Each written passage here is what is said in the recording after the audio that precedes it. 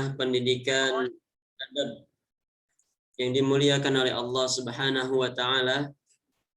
Nashkuru ala Allah azza wa jalla, kita bersyukur kepada Allah Subhanahu wa taala dan kita berusaha menerima segala ketetapan Allah Subhanahu wa taala, dan kita belajar untuk bersabar atas segala ujian-ujian kehidupan yang Allah berikan kepada kita.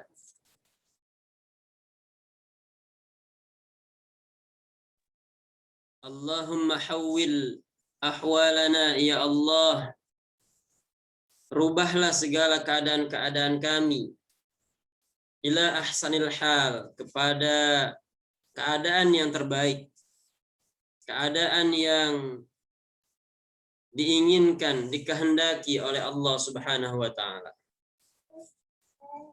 Maka para hadirin, teman-teman semuanya, semoga kita semua berada dalam kesehatan jasmani dan rohani. Amin ya rabbal alamin.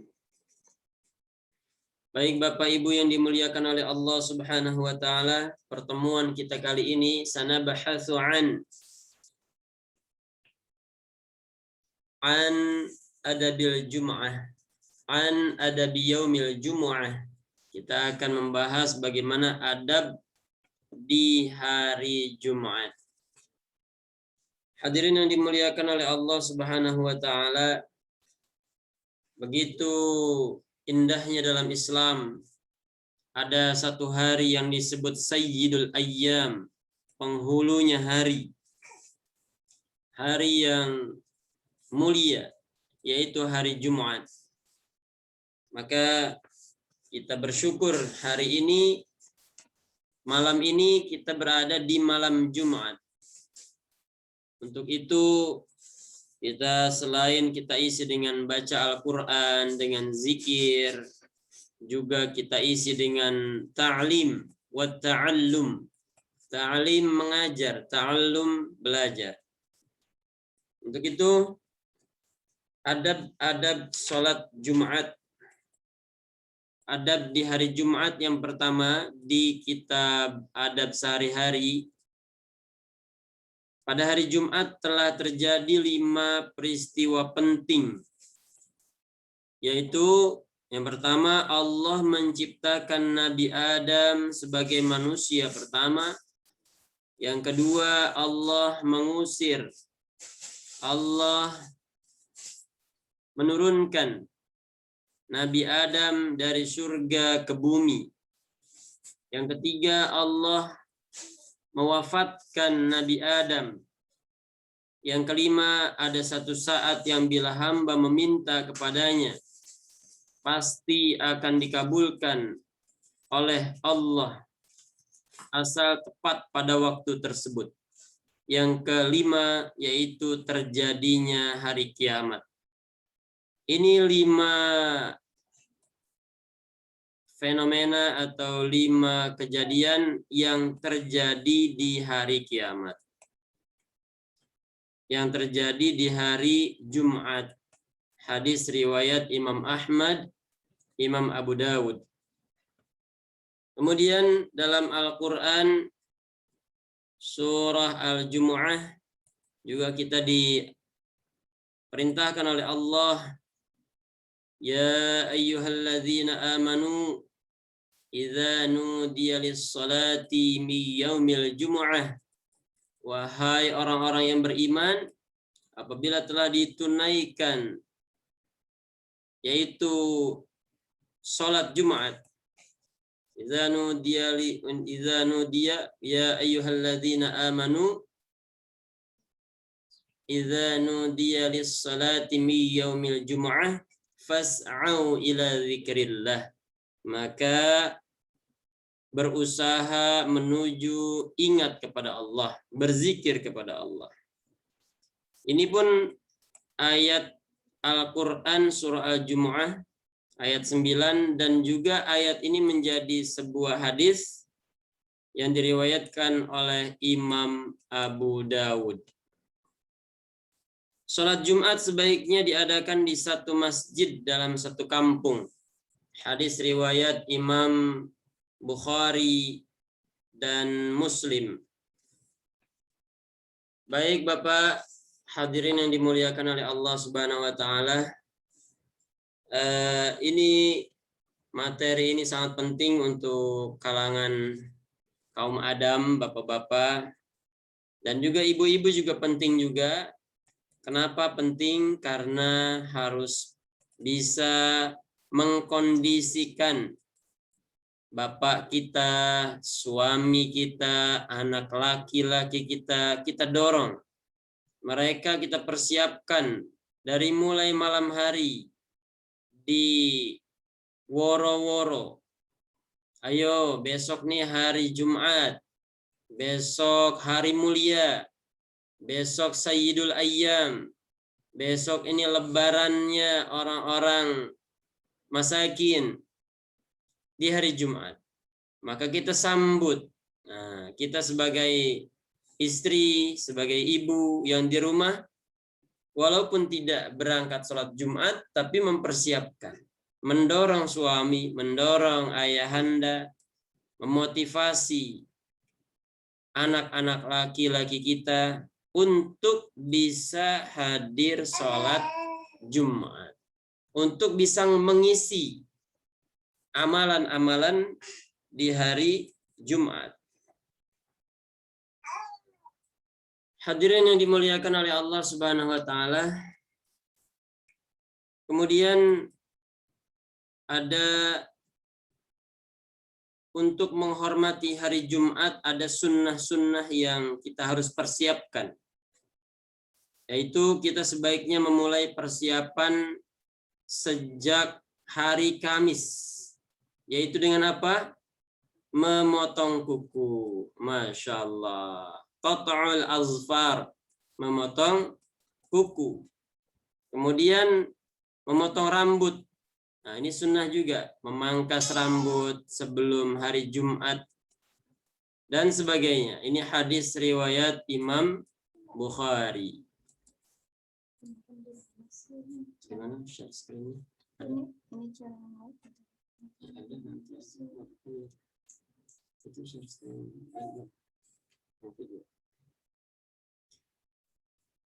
Baik, alhamdulillah, masya Allah. Kita lanjut. Sunnah-sunnahnya di sini kita disunnahkan untuk mandi di hari Jumat. Hadis riwayat Imam Bukhari. Dalam hadis dalam kitab Syarah Umdatul Ahkam, hadis yang diangkat oleh guru kita yaitu Syekh Abdullah Abdurrahman Al-Bassam.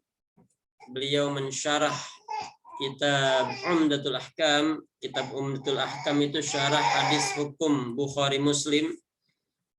Mengangkat hadis yang kedua yaitu an Abdullah dari Sayyidina Abdullah ibni Umar radhiyallahu anhu anna Rasulullah sallallahu alaihi wasallam, sesungguhnya Rasulullah sallallahu alaihi wasallam bersabda, man jaa minkumul jum'ata, barang siapa yang di antara kalian hendak menunaikan salat Jumat, falyaghtasil, maka mandi. Ini hadis riwayat Imam Bukhari. Kemudian kewajiban mandi ini banyak perbedaan pendapat. Ada yang karena ini perintahnya adalah falyaghtasil, kata perintah. Jadi ulama berbeda pendapat ini wajib atau di bawah wajib, yaitu mustahab, dianjurkan. Ya.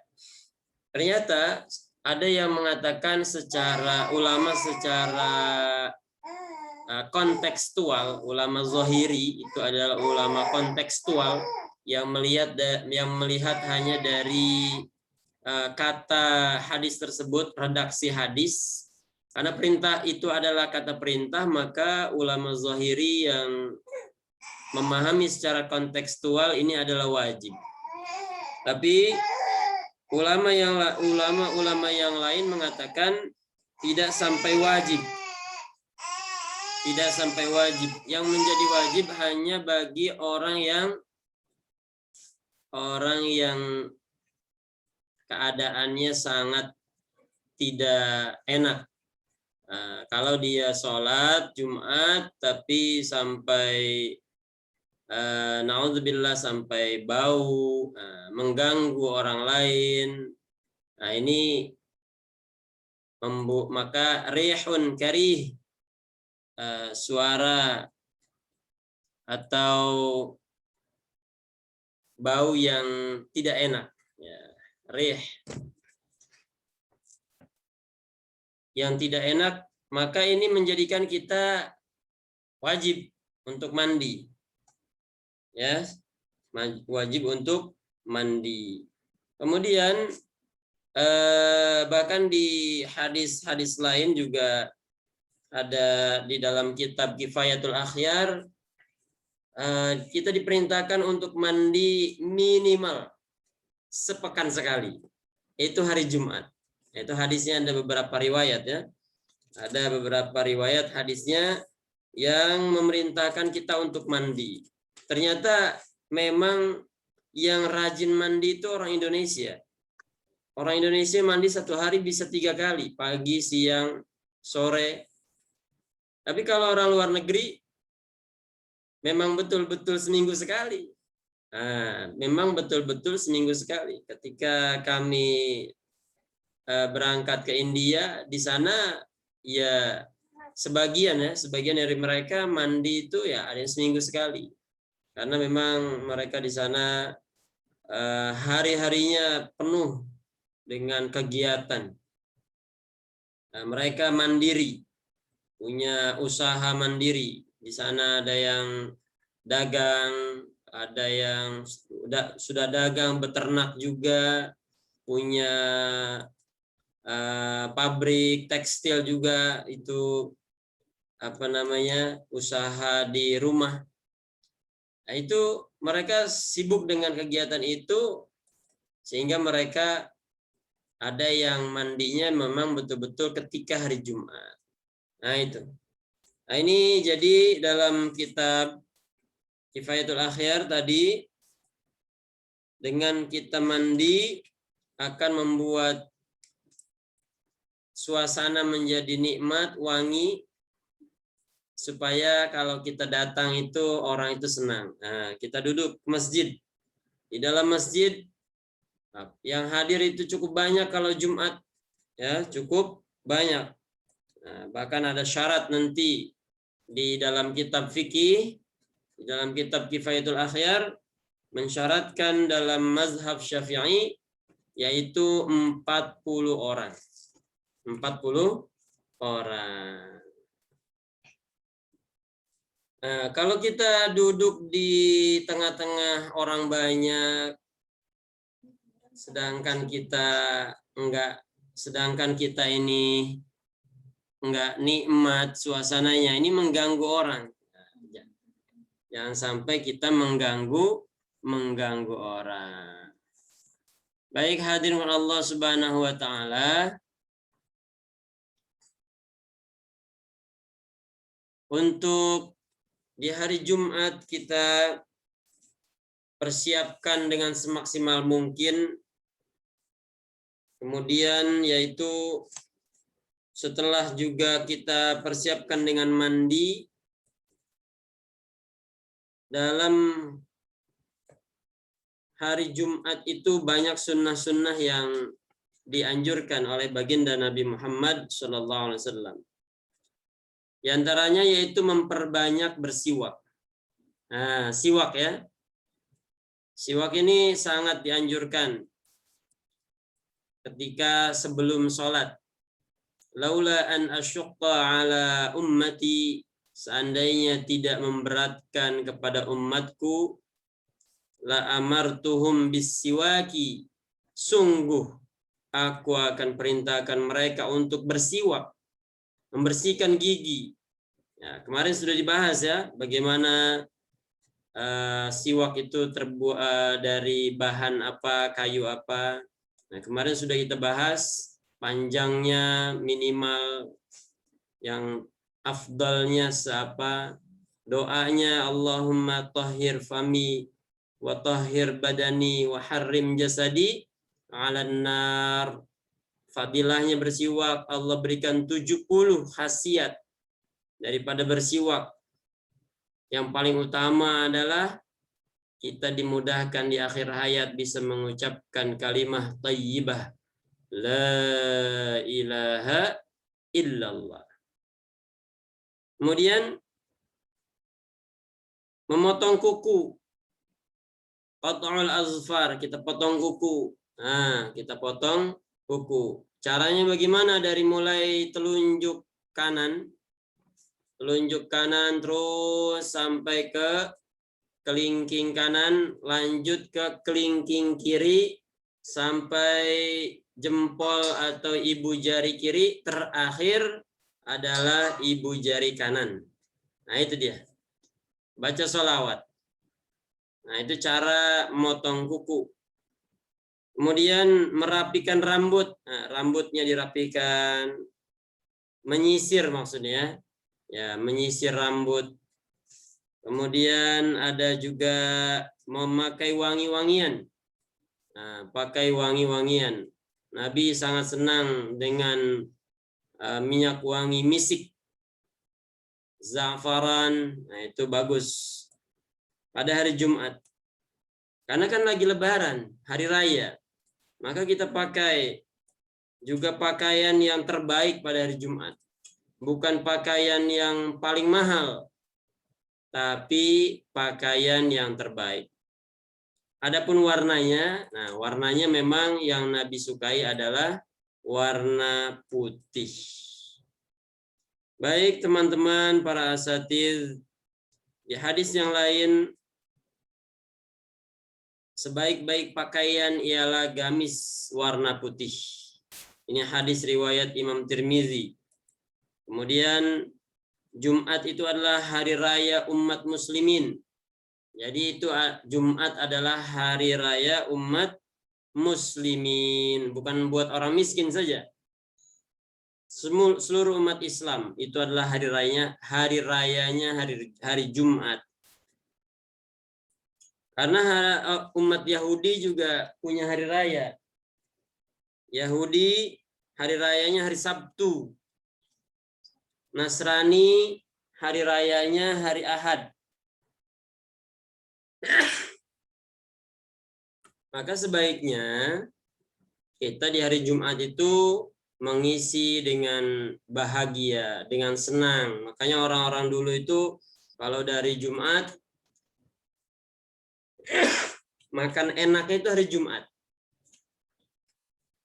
Jadi dulu orang tua kita kalau hari Jumat itu masak yang paling enak di hari Jumat. Waktu kami di Temboro, hari Jumat biasa dari pondok mempersiapkan bubur kacang hijau. Nah, itu di pesantren Al-Fattah Temboro. Setiap hari Jumat, seluruh jamaah orang kampung dikasih bubur kacang hijau. Nah, ini persiapan dari sisi makanan, pakaian, hati kita. Nah, kemudian biasanya kalau hari Jumat kan, kalau di pesantren-pesantren, baik pesantren dakwah yaitu pesantren Temboro atau Gontor pun, hari Jumat itu menjadi hari libur. Hari libur. Nah, makanya bisa diisi dengan persiapan untuk sholat Jumat. Ada kerja bakti, gotong royong, bersih-bersih, tanziful am, bersih umum, pembersihan secara umum. Nah, itu hari Jumat. Kenapa kita buat agenda seperti itu? Ya, karena kita anggap Jumat ini adalah hari raya. Nah, itu ya. Tidak bisa. Kemudian syarat diadakannya sholat Jumat. ada syarat-syarat yang diadakan dalam sholat Jumat. Dalam kitab adab sehari-hari yang pertama yaitu di waktunya adalah waktu zuhur. Waktu zuhur inda zawali syamsi. Ya, jadi di dalam kitab Kifayatul Akhyar, syarat-syaratnya untuk mengadakan Jumat, untuk bisa dibuat Jumat itu adalah darul iqamah. Ya, darul iqamah. Tempat didirikannya Jumat. Tidak bisa.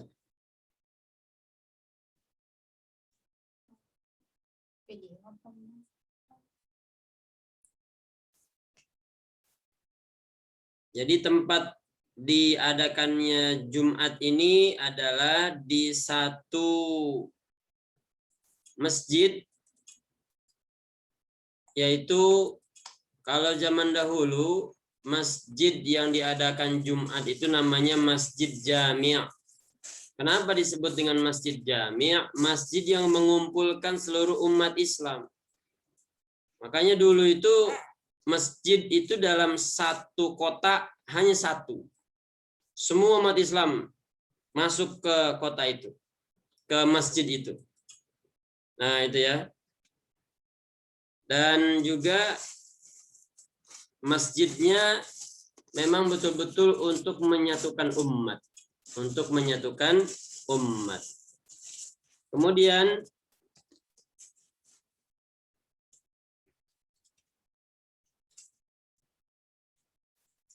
ya, tadi jadi syarat sahnya Jumat antaqa'a fil waqti, yaitu pas di waktu zuhur. Wa waktuha waktu zuhri, dan waktunya adalah waktu zuhur. Kapan waktu zuhur? Yaitu inda zawali syamsi, ketika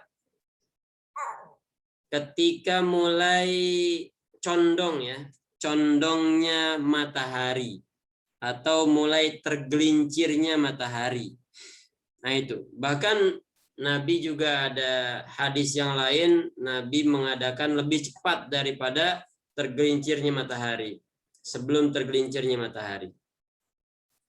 Nah itu, kalau sekarang kita bisa tahu dengan jam, ada waktu-waktu yang sudah dibuat ya oleh Kementerian Agama, sudah dipakemkan, dipatenkan waktu-waktu sholat. Nah, kalau zaman dahulu ya betul-betul lihat matahari. Lihat matahari. Kalau mataharinya ketutupan mendung ya sudah, akhirnya dengan perkiraan. Nah, seperti itu. Kemudian syartun jamaah, syarat jamaah. Di sini dalam mazhab Imam Syafi'i, syarat berjamaah itu 40, antakuna arba'in, yaitu 40. Imam Ahmad mengatakan dan Imam Abu Hanifah bisa diadakan 4 orang. Bisa diadakan 4 orang. Baik, kemudian hadis yang sudah di screenshot atau share screen yang kita akan bahas dari kitab yang kita persiapkan.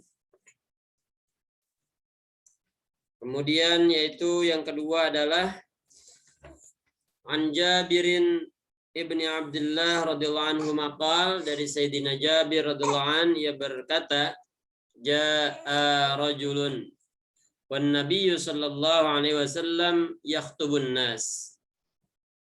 Ketika itu datang seorang laki-laki, seorang sahabat, dan Nabi sedang dalam keadaan berkhutbah pada hari Jumat. Jadi Nabi sedang khutbah, Nabi nanya, faqala as-sallaita ya fulan, apakah kamu sudah sholat? Qala la, Belum ya Nabi. Qala qum. Kata Nabi, berdiri. Farka' rak'atain. Ruku 2 rakaat. Maksudnya diperintahkan untuk sholat 2 rakaat. Sholat apa? Sholat sunnah tahiyatul masjid. Sholat sunnah tahiyatul masjid. Ini mengisyaratkan bahwasanya tahiyatul masjid ini sangat dianjurkan ketika Jumatan. Walaupun khatib sudah berdiri, maka kita boleh sholat 2 rakaat dalam keadaan khatib sedang berkhutbah. Karena Nabi sangat menekankan ketika Nabi khutbah, bahkan Nabi bicara sama seorang yang menjadi jamaah tadi. Kemudian hadis yang selanjutnya, an Abdullah bin Umar radhiyallahu anhuma qala, dari Sayyidina Abdullah bin Umar, ia berkata, kana Rasulullah sallallahu alaihi wasallam yakhutubu khutbataini, berkhutbah 2 khutbah. Nah, jadi sholat Jumat ini dilaksanakan dengan 2 khutbah. Wa huwa qa'im, dan Nabi berdiri. Yafsilu bainahuma bijulusin, dan ada jeda di antara 2 khutbah itu dengan duduk. Antara khutbah pertama masuk ke khutbah kedua itu dengan duduk dulu.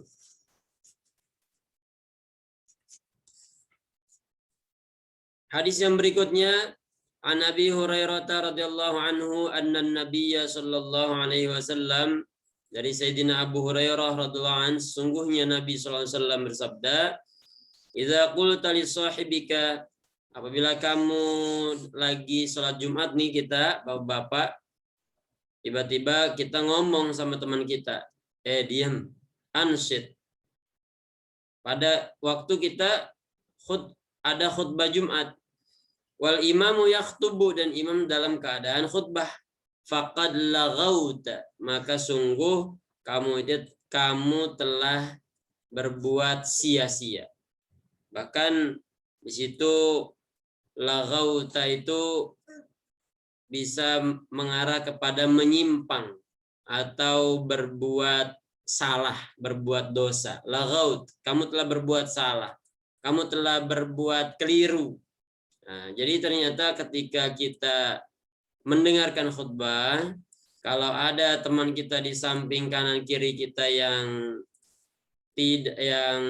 mengganggu, ya kita nggak perlu bicara atau kita ngomong, diam, jangan berisik. Nah, itu sama aja kita salah juga.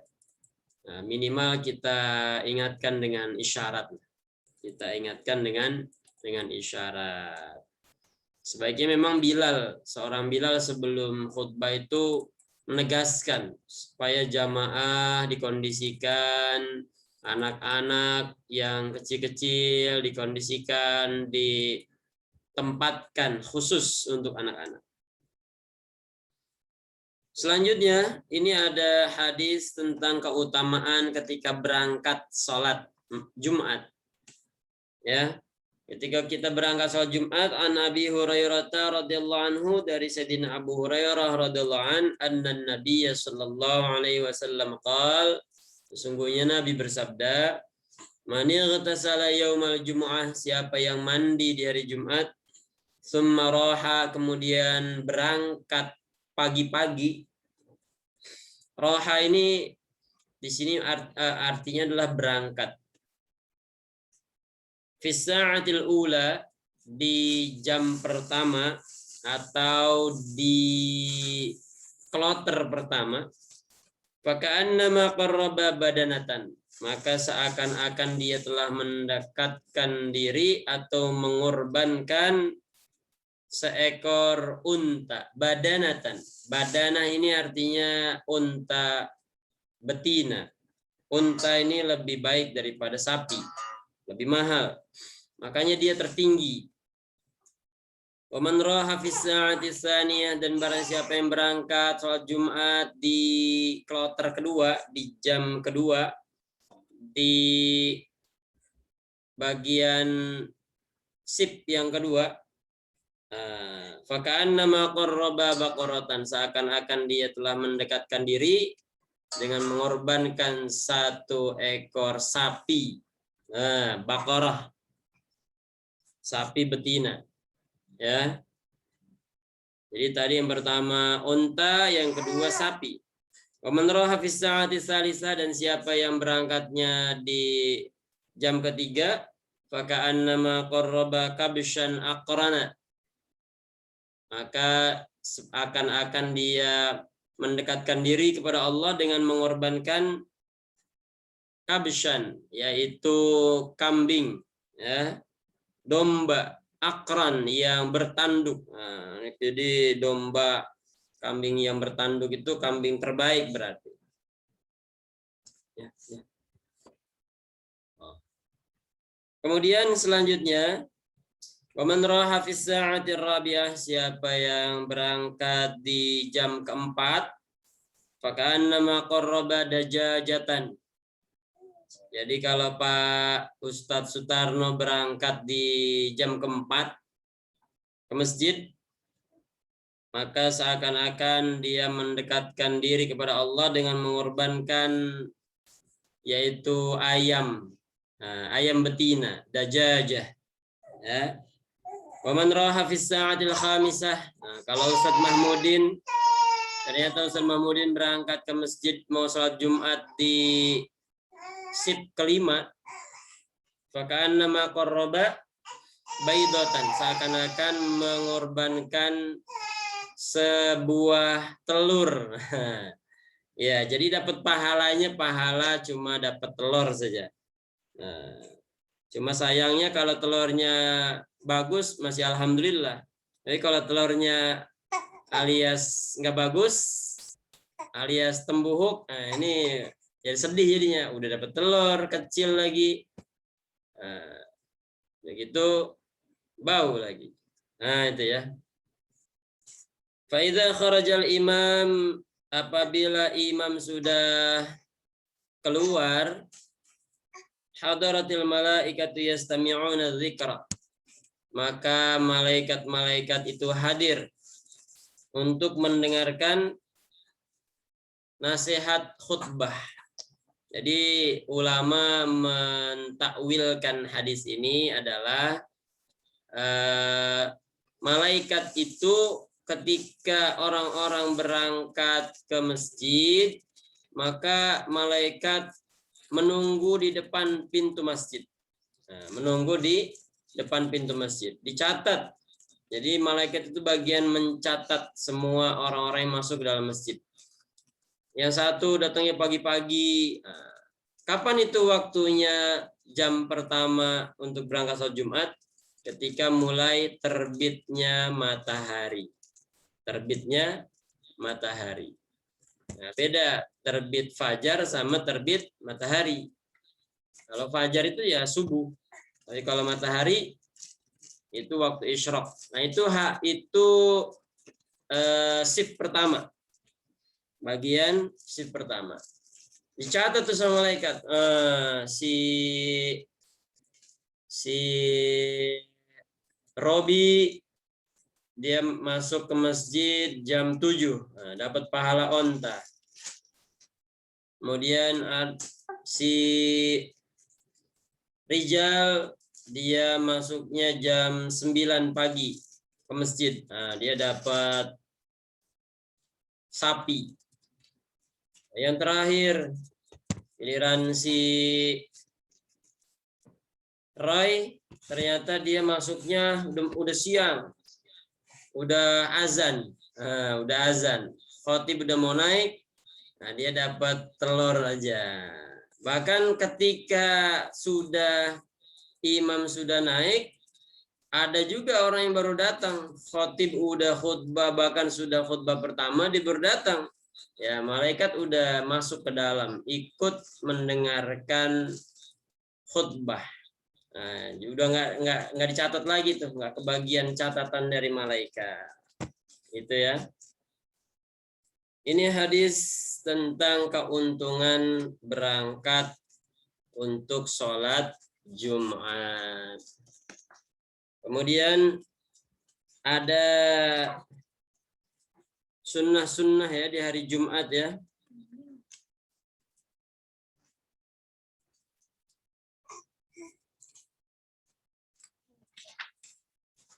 Hadis berikutnya yaitu tentang bagaimana kita waktu sholat Jumat ini.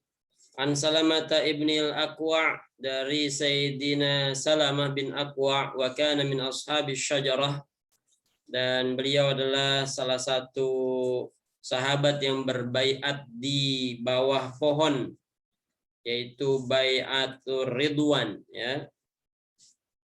Qala, beliau berkata, kunna nusalli ma'a Rasulillah sallallahu alaihi wasallam.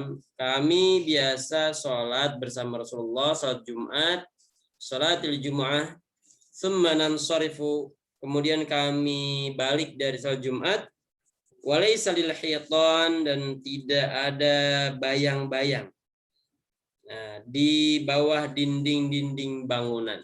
Ya, zillun nastazillu bihi, yang biasanya kita berteduh. Maksudnya apa hadis ini? Hadis ini Nabi pernah sholat Jumat lebih cepat dari waktu zuhur. Ya, sebelum waktu zuhur tiba, Nabi sudah menjalankan sholat Jumat. Maksudnya berarti waktu sholat Jumat itu boleh menjelang sholat zuhur. Nah, walaupun ada hadis lain yaitu pas di waktu zuhur. Di waktu zuhur. Hadis berikutnya. Jadi tadi waktu matahari sudah condong atau tergelincir ya. Sudah tergelincir. Hadis yang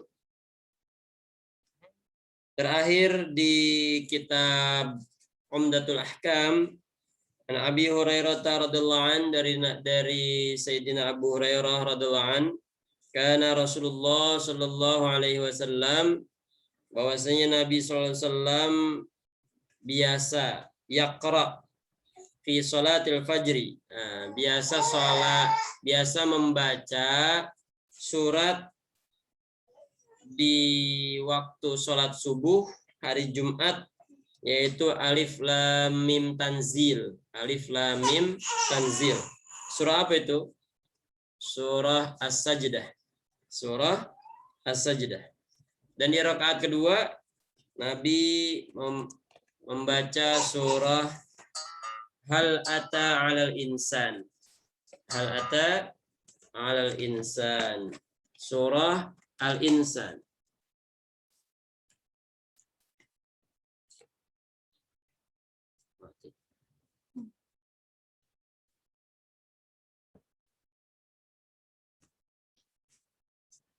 Ya, itu jadi salah satu sunnah di waktu sholat subuh ya. Baca Alif Lam Mim Sajdah dan juga membaca surah Al-Insan. Tapi ini pun harus ada kesepakatan dengan jamaah. Jangan imam mengambil inisiatif sendiri.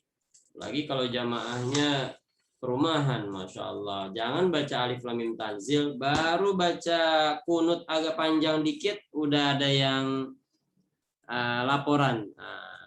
Coba itu ustadznya kalau kunut jangan panjang-panjang. Karena kenapa?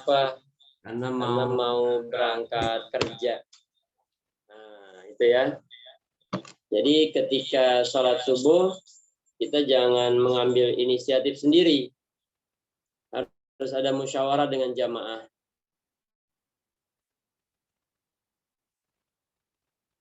Waktu itu kita juga waktu di Kalimantan baru sampai di masjid, perjalanan dari Batu Licin ke Banjarmasin pas sholat subuh. Masya Allah, bis perjalanan capek luar biasa. Imamnya baca itu Alif Lam Mim Sajdah dan Al-Insan. Masya Allah. Sedangkan orang yang di masjid itu, yang ada di situ, orang-orang yang sedang khidmat, mau menyiapkan ijtima, zur, se-Kalimantan Selatan. Ada orang-orang yang di perjalanan baru sampai. Nah, ini kan berarti ada kondisi yang nggak cocok. Nah, belum ada kesepakatan juga. Nah, itu ya. Jadi perlu penting seorang imam melihat kondisi makmum-makmumnya. Kondisi makmum-makmumnya. Nah, ini ketika sholat Jumat. Ketika sholat subuh di hari Jumat. Kemudian selanjutnya, yaitu ketika sholat subuh di hari Jumat tadi sudah ya, hendaknya segera pergi ke masjid untuk sholat Jumat. Tadi sudah kita dengar bagaimana keutamaan sholat Jumat, keuntungan sholat Jumat. Kemudian langkah-langkah kita akan dihitung oleh Allah Subhanahu wa taala. Sebaiknya pergi sholat Jumat itu jalan kaki. Jalan kaki. Ya, itu pun harus dilihat kondisinya ya. Lihat kondisinya. Kenapa jalan kaki? Karena setiap langkah menuju sholat Jumat mendapat pahala setahun berpuasa. Masya Allah. Dapat pahala dengan jalan kaki, pahala setahun berpuasa. Hadis riwayat Imam Bukhari. Kemudian dengan jalan kaki, pahala puasa akan lebih banyak didapatkan. Hal itu yang kalau memungkinkan kita jalan kaki. Kalau lagi sakit kakinya, lagi stroke atau lagi asam urat, nggak mungkin, maka nggak apa-apa naik kendaraan. Atau sudah waktunya sudah mepet, nah bisa menggunakan kendaraan. Ini bagi orang-orang yang waktunya luang dan juga kesehatannya paripurna dan dia menghadirkan keutamaan-keutamaan dalam hatinya, maka ini akan ada kemudahan. Terus sambil nunggu imam dianjurkan makmum sholat sunnah intizar sampai imam datang. Ya, sholat sunnah. Tadi sholat sunnah tahiyatul masjid boleh. Terus jangan bicara ketika khutbah berlangsung. Tadi sudah ada hadis yang sudah kita baca ya. Jangan ketika kita sholat Jumat, jangan pun bicara. Kita negur orang aja nggak boleh. Terus jika disebut nama Nabi SAW, hendaknya bersolawat dalam hati. Nah, ketika khutbah ada solawat Allahumma sholli ala Sayyidina Muhammad, kita dengar. Maka kita jawab Sallallahu Alaihi Wasallam di dalam hati. Di dalam hati. Kemudian sunnah berdoa dalam hati di antara dua khutbah tanpa mengangkat tangan. Nah, ini doa makbul ya. Doa yang makbul ketika di antara dua khutbah. Kemudian bab selanjutnya yaitu tentang hari Jumat. Sunnah membaca surah Al-A'la di rakaat pertama dan di rakaat kedua surah Al-Ghasyiyah. Jadi hari Jumat ini, hari Jumat ada ayat atau surat yang disunnahkan. Tapi kalau mau pakai ayat atau surat lain boleh juga. Ya, boleh juga. Biasanya di masjid pakai surah Al-A'la, Al-Ghasyiyah, ada juga yang pakai surah Al-Jumu'ah. Dalam kitab lain, dalam fikih, boleh juga pakai surah Qaf. Ya, itu biasa surah Qaf itu bisa dipakai untuk Idul Fitri, Idul Adha. Kemudian surah Al-Kahfi. Sunnah baca surah Al-Kahfi di hari Jumat. Dari mulai malam Jumat tuh disunnahkan. Apa keuntungannya? Diampuni dosa-dosa selama seminggu, selama minggu yang lalu, diselamatkan dari gangguan Dajjal, usima minad Dajjal, dilindungi dari gangguan Dajjal. Corona itu sudah bagian daripada Dajjal. Nah, makanya kita harus baca surah Al-Kahfi minimal 10 ayat pertama atau 10 ayat terakhir. Lebih afdolnya ya satu surat, nah itu lebih cakep lagi. Diterangi cahaya hingga Jumat depan, keuntungannya. Akan diiringi 70.000 malaikat. Nah, paling enak ya kita baca surah Al-Kahfi yang mulai malam Jumat ini. Yasin, Kahfi, dan surat-surat penting lainnya. Bahkan Imam Nawawi mengatakan keuntungannya akan dijauhkan dari penyakit dhabibah. Nah, itu ya. Dan di hari Jumat disunahkan untuk memperbanyak salawat. Sallallahu ala Muhammad. Sallallahu alaihi wasallam. Sallallahu ala Muhammad. Sallallahu alaihi wasallam. Nah, ini salawat. Akan disunahkan barang siapa yang membaca 80 kali salawat setelah sholat asar pada hari Jumat, sebelum berdiri dari tempat sholatnya akan dapat pahala 80 tahun beribadah. Masya Allah, 80 tahun beribadah, 80 tahun dosanya diampuni oleh Allah. Salawatnya apa? Allahumma salli ala Muhammadin nabiyil ummiyyi wa ala alihi wa sahbihi ajma'in. Ini hadis riwayat Imam Abu Dawud. Baca berapa kali? 80 kali habis asar sebelum berdiri dari wirid sholat asar. Ditambah sholawat 80 kali. Masya Allah. Begitu sayangnya Allah Subhanahu wa Ta'ala, banyak jalur-jalur untuk bisa diampuni dosa-dosa kita. Terus jangan berpergian jauh pada hari Jumat setelah azan. Ya iya, kalau sholat habis azan mau berpergian jauh, ini namanya kabur dari sholat Jumat. Memang sebaiknya kalau mau safar itu hari Kamis, sunnahnya itu hari Kamis, sebelum hari Jumat. Kalau mau ya setelah Jumatan. Boleh puasa pada hari Jumat, tapi puasanya jangan hari Jumat aja. Harus diiringi dengan hari Kamis dan Sabtu. Supaya apa? Supaya membedakan kita dengan orang-orang Yahudi. Ya. Hadis riwayat Imam Bukhari dan Muslim. Kemudian ini hadis ancaman. Siapa yang meninggalkan 3 kali sholat Jumat berturut-turut dengan sengaja tanpa uzur syar'i, maka hilanglah keislamannya. Hadis riwayat imam yang 5. Imam yang 5 berarti Imam Bukhari, Imam Muslim, dan 3 imam yang lainnya. Terus Imam Muslim, lafaz hadisnya, kalau ninggalin sholat Jumat akan Allah tutup hatinya. Nah, ia tergolong sebagai orang yang lalai. Terus tidak ada sholat zuhur pada hari Jumat. Tidak ada sholat zuhur pada hari Jumat. Sunahkan memperbanyak doa pada hari Jumat. Hadis riwayat Bukhari dan Muslim.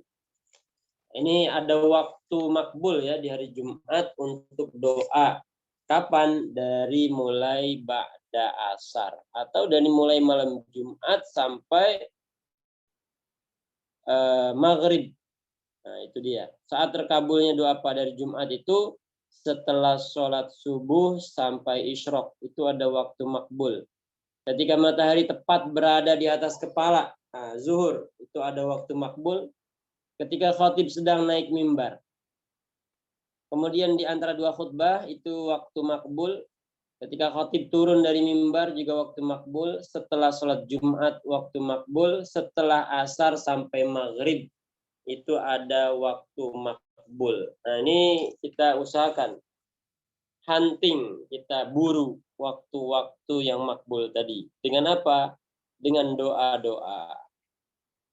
Jangan memisahkan tempat duduk di antara dua orang. Maksudnya kita jangan orang lagi duduk, kita mau masuk ke barisan depan, akhirnya kita pinggirin itu orang, atau kita belah antara dua orang itu yang sedang duduk supaya kita bisa lewat. Ini nggak punya adab namanya, ya.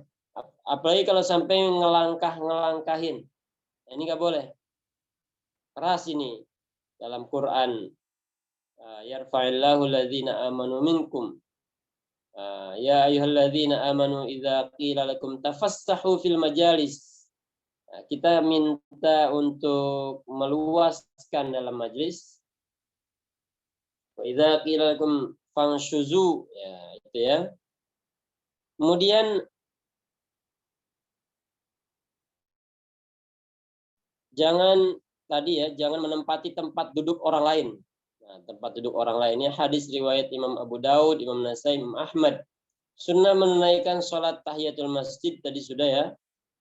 Usahakan jangan ngantuk ketika mendengarkan khutbah. Nah, usahakan jangan ngantuk. Ini kalau lagi Jumatan nih Masya Allah, ini sudah 90% orang pada ngantuk. Padahal penting kita mendengarkan khutbah, ngecas iman. Nah, ngecas iman minimal seminggu sekali itu, dengar wasiat takwa. Terus tidak diwajibkan untuk melaksanakan sholat Jumat. Ada orang-orang yang tidak wajib sholat Jumat. Pertama, hamba sahaya. Yang kedua, wanita. Yang ketiga, anak kecil. Yang keempat, orang sakit. Hadis riwayat Imam Abu Daud. Nah, ini 4 golongan yang tidak wajib sholat Jumat. Terus kalau kita ajak anak kita yang masih kecil sholat Jumat gimana? Boleh. Ini kan tujuannya untuk tarbiyah, untuk pendidikan, pembiasaan. Memang tidak wajib. Maksudnya dia tidak wajib, tapi pembiasaan ini penting. Terus adab khutbah Jumat. Adab khutbah Jumat. Sebaiknya khatib berdiri. Terus khutbah berdiri di atas mimbar. Khutbah dengan beri salam pada jamaah. Khutbah hendaknya menghadap ke seluruh jamaah ya. Assalamualaikum warahmatullahi wabarakatuh. Isi khutbah, rukun khutbah. Yang pertama ada memuji Allah. Hamidahullah. Memuji Allah. Dalam kitab Kifayatul Akhyar ditentukan, yaitu harus diawali dengan alhamdu. Jadi kalau khatib dianjurkan untuk memulai dengan alhamdu, bukan nahmaduhu, tapi alhamdu. Ini rukun dalam khutbah Jumat. Kemudian sholawat. Sholawat juga ditentukan dengan as-sholah. Ya. As-sholatu wassalamu ala nabiyil mustafa. As-sholah diawali dengan as-sholatu. Kemudian wasiat takwa. Ini rukun dalam khutbah. Yang keempat, membacakan beberapa ayat Al-Quran dalam kitab Kifayatul Akhyar. Minimal 1 ayat walaupun pendek itu harus dibaca. Misalnya di dalam kitab Kifayatul Akhyar itu walaupun cuma baca summa nazar. Nah, walaupun itu ayat cuma 2 suku kata pendek, tapi kalau khutbah ya harus dibaca. Minimal itu ayat itu, seperti itu. Kemudian berdoa untuk kaum muslimin di khutbah kedua. Nah, ini hadis riwayat Imam Abu Daud, Imam Ahmad, dan seluruh para imam hadis meriwayatkan ini. Kemudian setelah pujian selawat sunnah baca tasyahud ya, asyhadu an la ilaha illallah, itu ya. Kemudian diakhiri dengan amma ba'd. Ini hadis riwayat Imam Bukhari, Imam Ahmad, Imam Tirmidzi. Dan juga sunnah duduk di antara dua khutbah. Sunnah meringkas khutbah. Jadi khutbahnya jangan panjang banget. Jangan kepanjangan. Justru khutbahnya diringkas, sholatnya diperpanjang. Itu yang disunnahkan ya. Khutbah yang lebih panjang daripada sholat menandakan kekurang bijaksanaan khatib. Masya Allah. Ini berat ini. Kalau udah ngomong, rasanya mau terus. Ternyata rukun dalam khutbah itu diringkas. Khutbahnya diringkas. Bahkan kalimatnya itu harus betul-betul penuh makna. Sedikit tapi dalam. Nah, itu begitu harusnya. Sebaiknya khatib imam jadi imam adalah khatib ya. Yang dianjurkan yang jadi imam itu ya khatib Jumatnya. Bukan pakai imam lain. Sunnah berkhutbah dengan semangat dan berapi-api. Nah, maksudnya apa? Supaya suaranya itu terdengar. Karena kan Jumatan ini banyak orang. Semangat. Ini hadis riwayat Imam Muslim dan Imam Ibnu Majah. Muazzin dalam salat Jumat cukup dilakukan oleh satu orang. Hadis riwayat Imam Bukhari. Sunnah pakai pakaian terbaik tadi sudah ya. Rasulullah sendiri punya pakaian khusus yang dikenakan pada hari raya. Itu hari Jumat, Nabi pakai pakaian khusus yang terbaik. Ini hadis riwayat Imam Ahmad. Sunnah menyantap makanan sebelum pergi. Itu ya. Itu tadi kalau kita lagi Idul Fitri ya, makan dulu. Tapi kalau dalam Jumat, ya cukup kita sudah memang, kalau puasa ya puasa berarti sahur. Kalau enggak ya boleh makan dulu. Asal jangan kebanyakan nanti ngantuk. Seperti itu tuan-tuan yang dimuliakan oleh Allah Subhanahu wa taala. Alhamdulillah materi kita cukup. Untuk itu kami persilakan kepada hadirin yang mau bertanya, kami persilakan.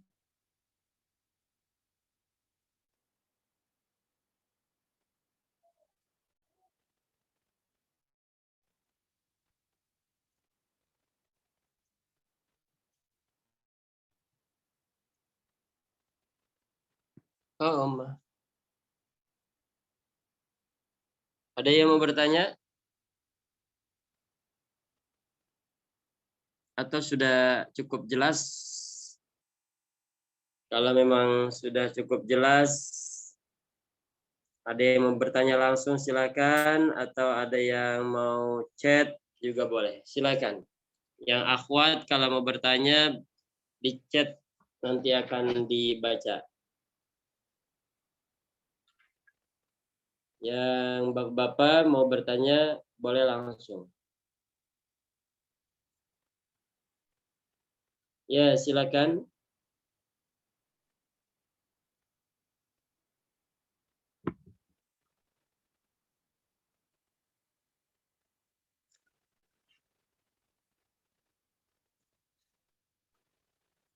Ustadz Sutarno gimana kabarnya? Alhamdulillah sehat Ustadz. Ustadz Mahmud